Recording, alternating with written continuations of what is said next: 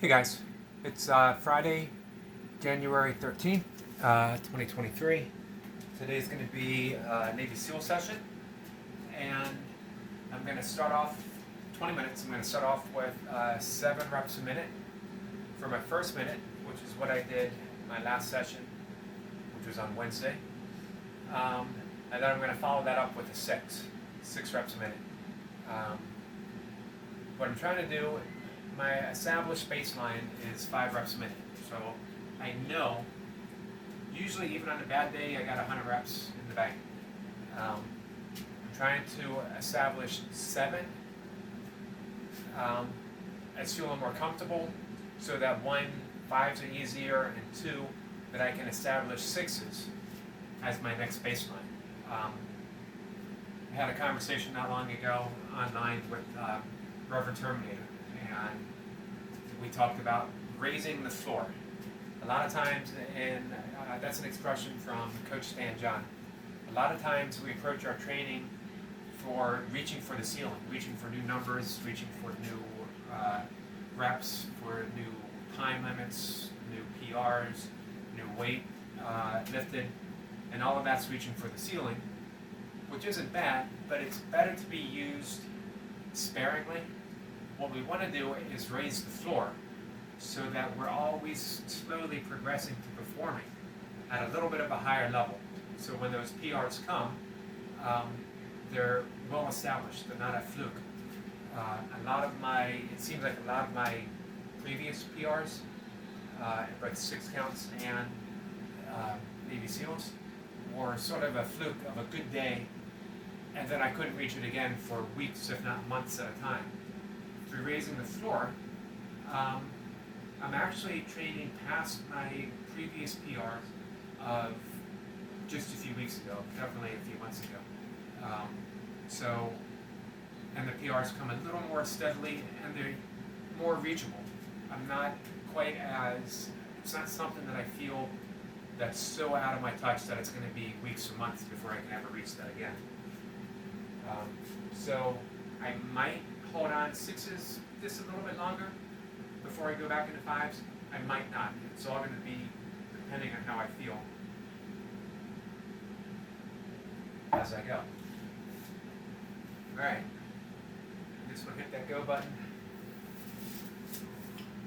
It's a short 50-second countdown, and I'm going to jump right into it. I am definitely feeling my 242 reps of 6 counts yesterday. Not just that, but the holding 13 reps a minute for 9 minutes, and actually getting it 10 minutes total. 30 seconds. So just 1 minute at 7.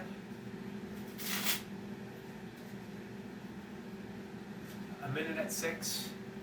Play it by ear after that. How long I want to hold that 6.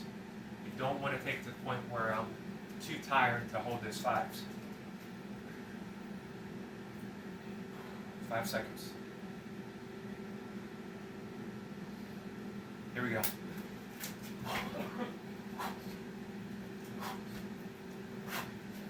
1.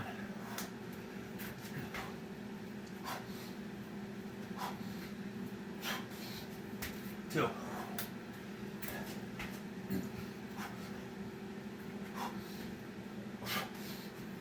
3.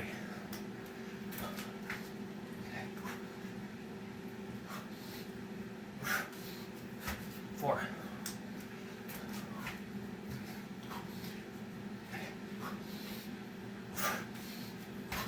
5.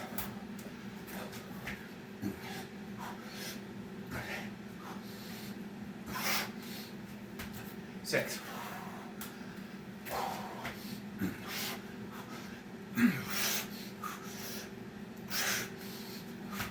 7.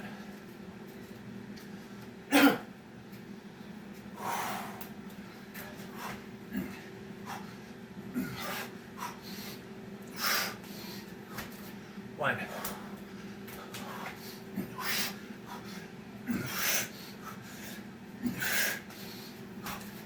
2.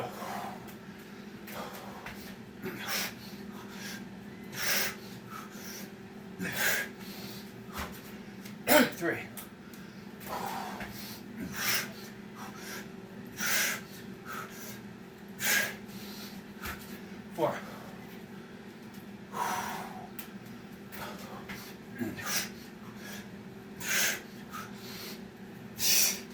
5.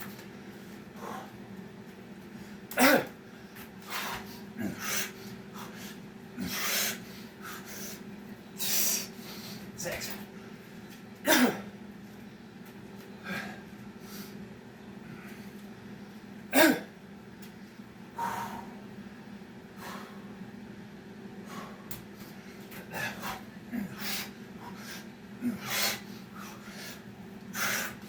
1.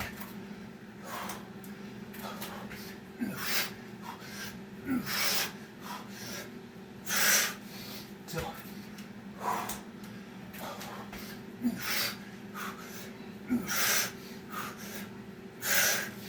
3.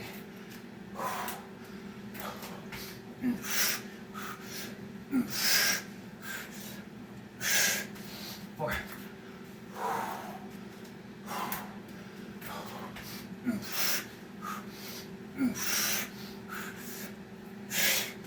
5.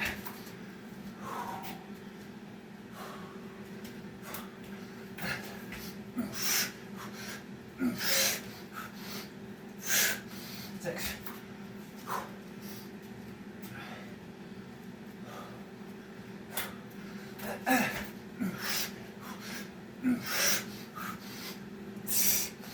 1.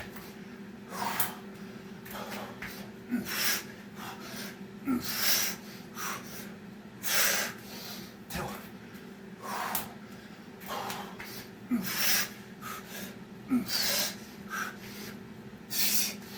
3.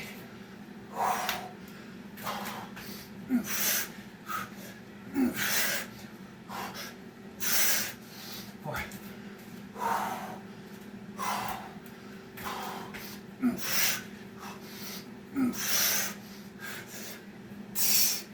5.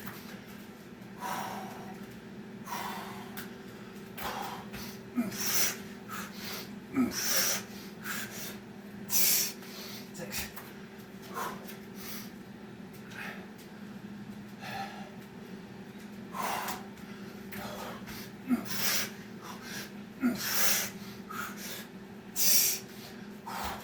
1.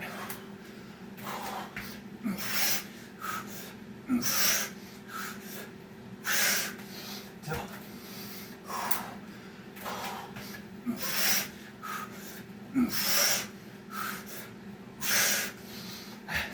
3.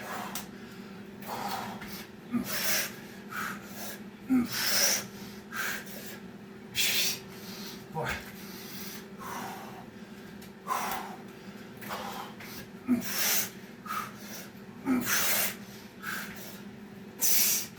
5.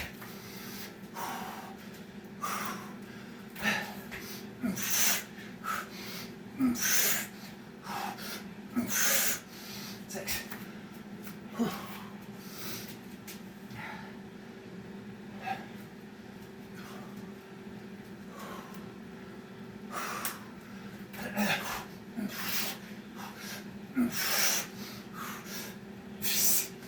1.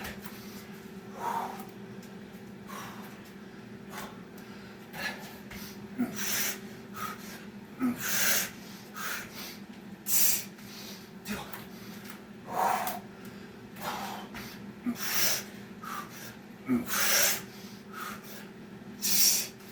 3.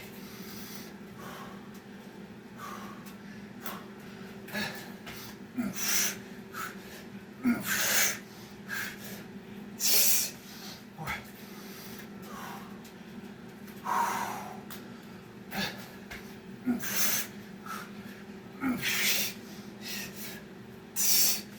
5.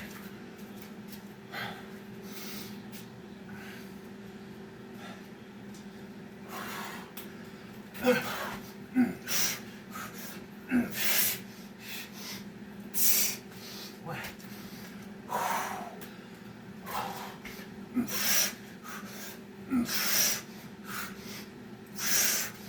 2.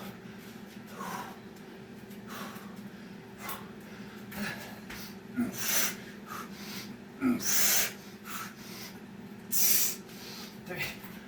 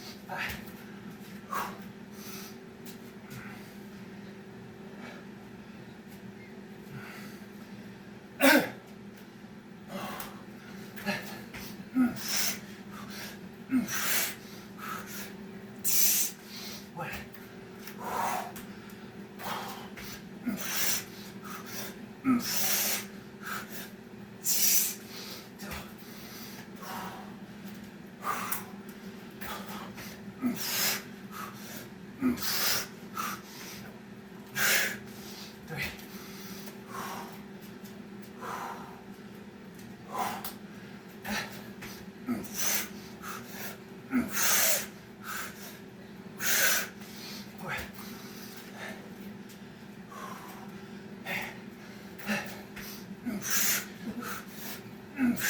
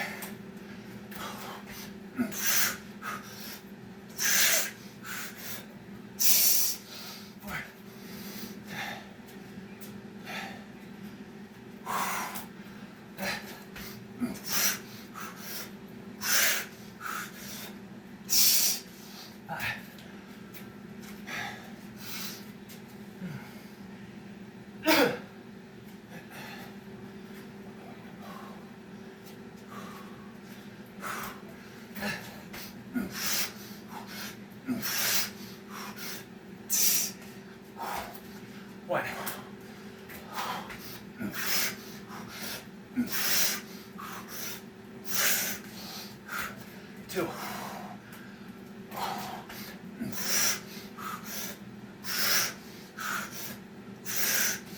Three.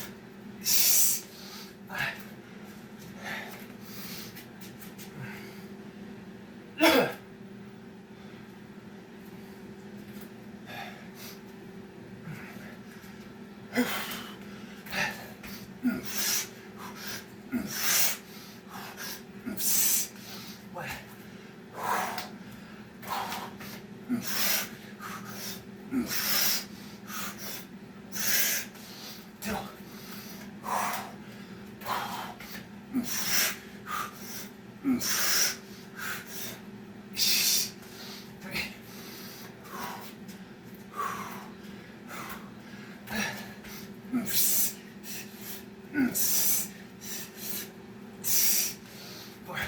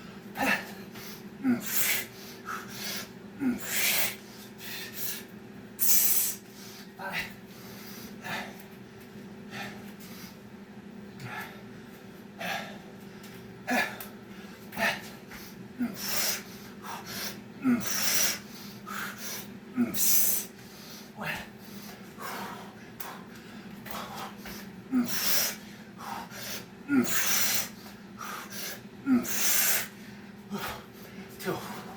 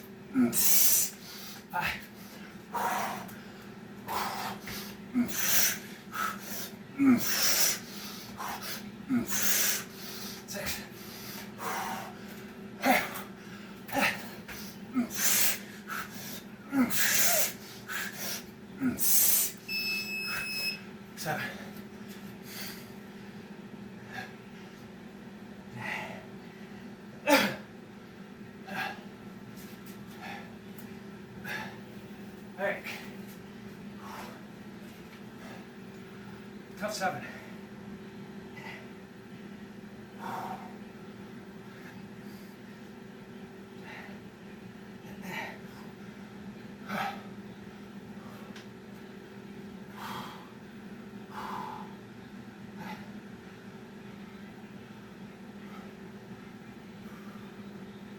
I think 108 reps.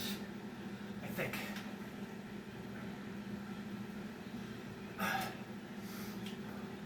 Seven reps at the beginning gives me 102. 4 sixes tacked onto that gives me 106. 7 reps at the end gives me 108.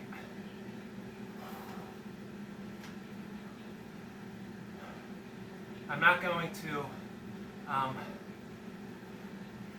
keep up with the 6s in that regard the way I did today. Usually as the 7s progress, of course it's going to be harder to hold 6s. I also will have less of a need as the 7s progress. If I make it to 5 minutes at 7 reps a minute, then all I need to do is hang on to 5s, and I'm at 110 reps to finish off.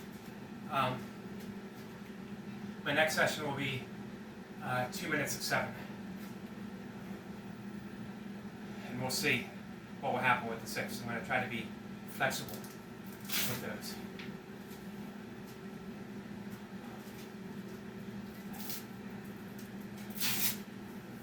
All right.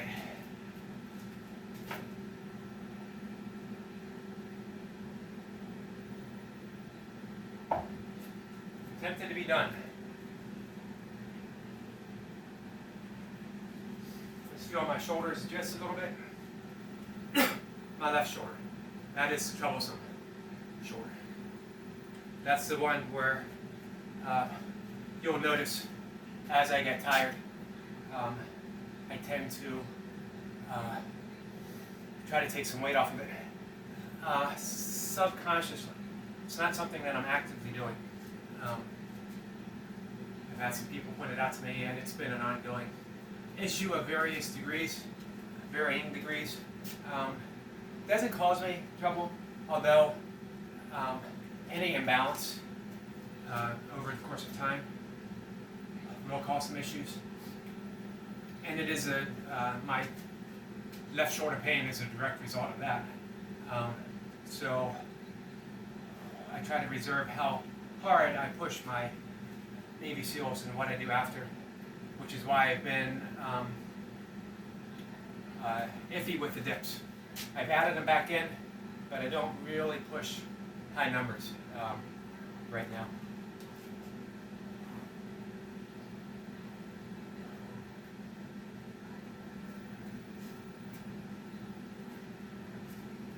Alright, however, I do feel like doing some dips. What I think I might do is just some easy, taking the day from pull-ups. This has been,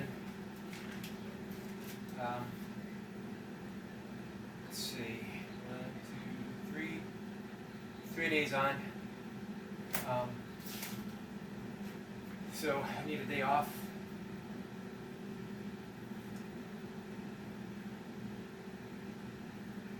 What I think I might do, if I can get a shirt on, is take a Gainsborough approach and do reps on a minute. Just for 5 minutes. 5 reps on a minute. Maybe some squats to keep on moving.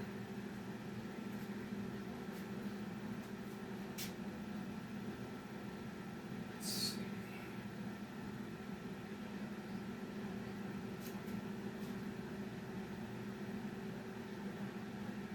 Sorry, guys.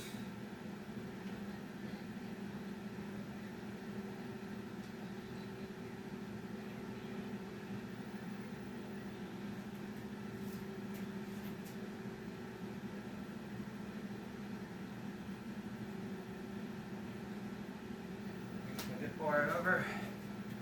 So this is going to be an easy finisher. It's just going to be 5 reps on the minute. I have the cot set for 5 minutes. Might do 1 or 2 squats in between, just as a way to keep moving.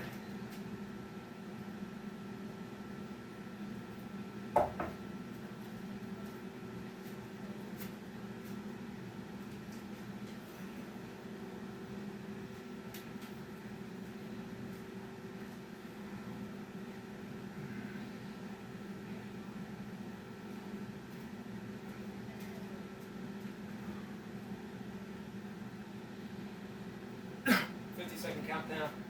Again, this is just an easy finisher. 5 reps on the minute. 5 minutes.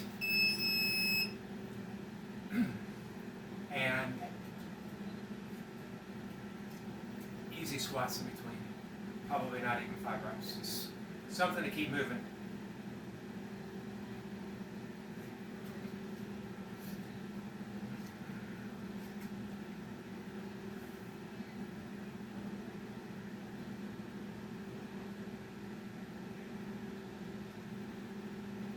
Seconds.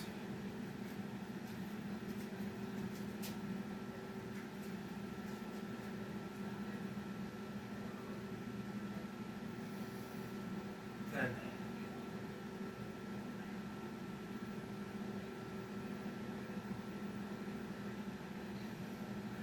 there we go.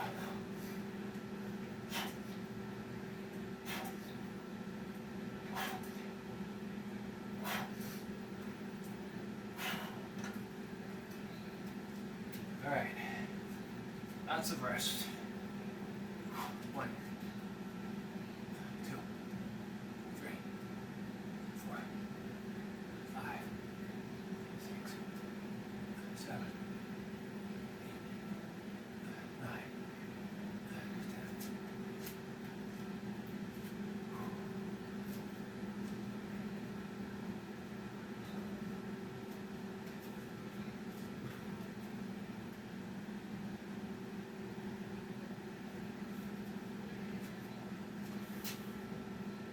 10. Seconds.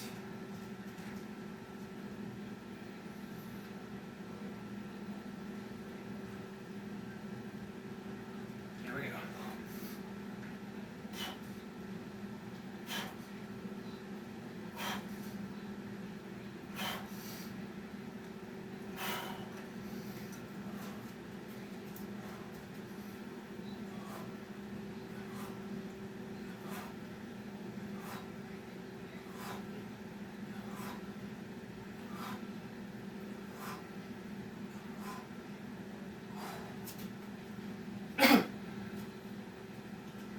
rounds in.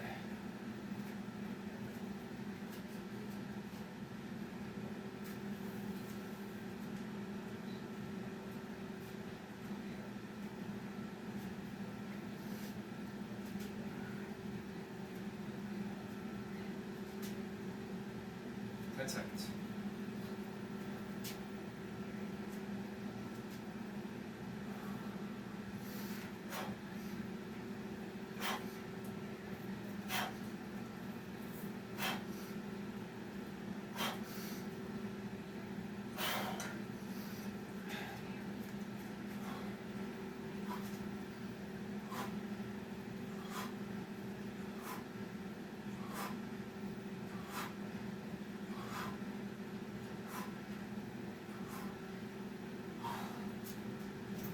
Three rounds.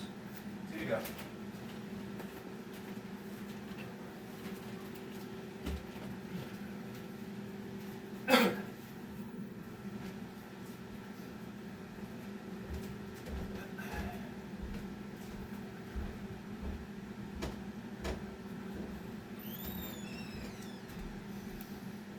Seconds. Here we go.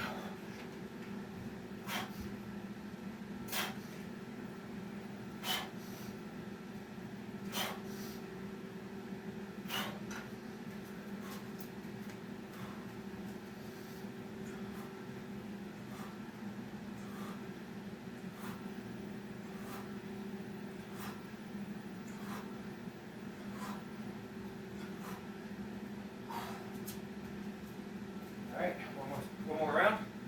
Last minute.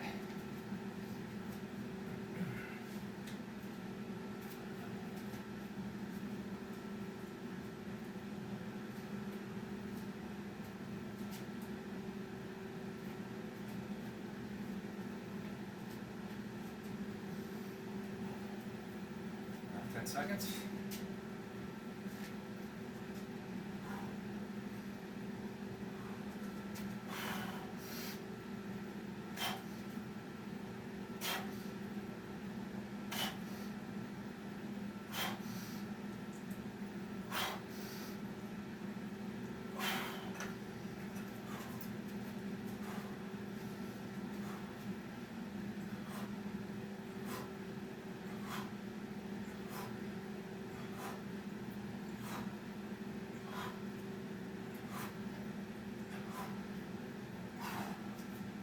That's it.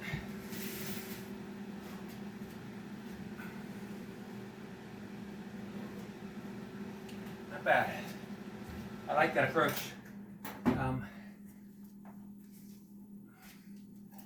It sort of seems at once easier and also a way to accumulate some decent volume without pushing the reps in one big period.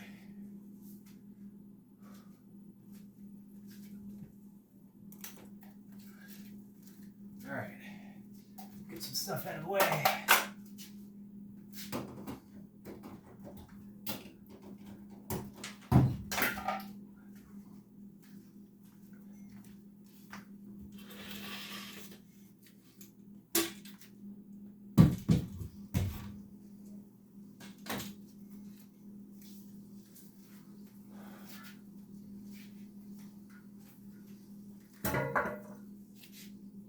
All right.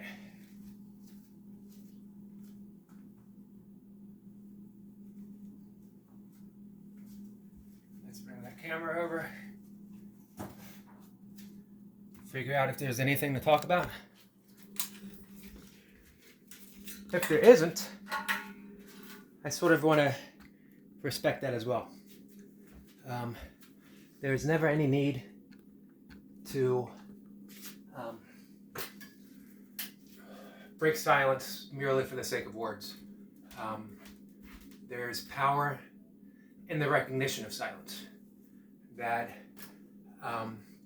through acknowledging it, resting in it, appreciating it, we come to see our own spaciousness, our own sense of awareness, how silence is the allowance of every sound. As they say in Zen, It's the space between the notes that makes the music, that makes the song. Or it's the space within a vase that holds flowers. That's just a fancy way of saying vase, which I say. I say vase, I don't say vase, but when I use that metaphor, for some reason, I always say vase. A little more intriguing is it's the space within the bars that holds the tiger in its cage. That takes a little bit of thinking. That's definitely a cone. So, actually, originally I wasn't going to talk about silence. I was going to continue talking about the yamas and the, especially the fifth one, which is non-possessiveness. But let's continue with silence and the power of silence and how it's our true eternal dialogue is silence. It's the thoughts that pass through that. That's what happens is thoughts are motion, thoughts are a vibration. They're simply nothing more than a wave passing through the depth of the ocean, which is our consciousness, which is always still, always silent. So when we meditate, we don't need to achieve a sense of silence. We don't need to strive for stillness or anything. We can allow thoughts. We can observe thoughts. We can even find ourselves engaged in thought. But then we come back to the object of our meditation, be it the breath, be it a mantra, be it the heartbeat, whatever it is that is the core means of our attention in meditation. And we simply come back to it. And through that process, we, especially in mantra meditation, we transcend. It's an automatic process. As a matter of fact, it's the Vedic concept of automatic transcending. We don't have to do anything. It's just by returning to that silence, And remember that the mantra, as well as the breath, are just expressions within the silence. They're a subtle vibration. Just a little more of a vibration than silence itself, but not quite the same vibration as a thought, and definitely less than a spoken word. So meditation is a really easy process. If it seems impossible, it's because we're trying too hard, and we don't have to try. We just need to return. We return to the breath. We return to the mantra, over and over again, as often as it takes, lighthearted, joyfully, knowing that we are on track, that this is the process of meditation. The end result of stillness has already been achieved. It's who we are. It's what we are. So we don't need to force silence. We just need to recognize it and cultivate it by simply watching it, observing it. Find the space between each thought. That's the gap. That's our essence. It's who we are. And the more time we spend in the gap, the more time we bring it into our everyday awareness, into our everyday reality. And it has definite power. The thought is what they say in Vedic philosophy, the place of infinite possibilities. It was the void, the absolute nothingness, that allowed the universe to come into existence. That's the essence of the Big Bang. A singularity of energy, absolutely nothing, a creative void, and all of a sudden, the universe created its very own space and time to hasten its expansion. It's incredible to think of that there was no space, there was no time, there was nothing, not even nothing, just absolute emptiness. And then through some singularity of desire, whatever its cause, everything came to be. Time, space, expansion. And it all came from silence. Our entire world comes from silence. When we are born, we're a blank slate. And thoughts are acquired, words are acquired, but that essence of silence, that essence of stillness, always remains the same. So if we can plant a seed within that stillness, a seed within that silence, we create our very own Big Bang of creation that we can bring into existence, whatever it is that we need, whatever it is that's desired. Years ago, when the Maharishi Maharaj wanted to build his school in Iowa, which has become a huge meditation center in the Transcendental Meditation movement, and he was asked by a reporter, where is the money going to come from? And he simply laughed and said, from wherever it is right now. Meaning that he didn't have to bring anything into existence, really. It was already there. He just needs to open to that infinite possibility of allowing the money to come to him, which it did, and the university was built. Where that ties in with what we're doing is we perform our sessions, burpees and pull-ups and dips, squats, all of that within that infinite field of stillness. Stillness exists even within motion. So when we are moving, when we are exerting effort and energy, it's only partially so. It's really only the mind and the body, that expression, that vibration, that is exerting every effort.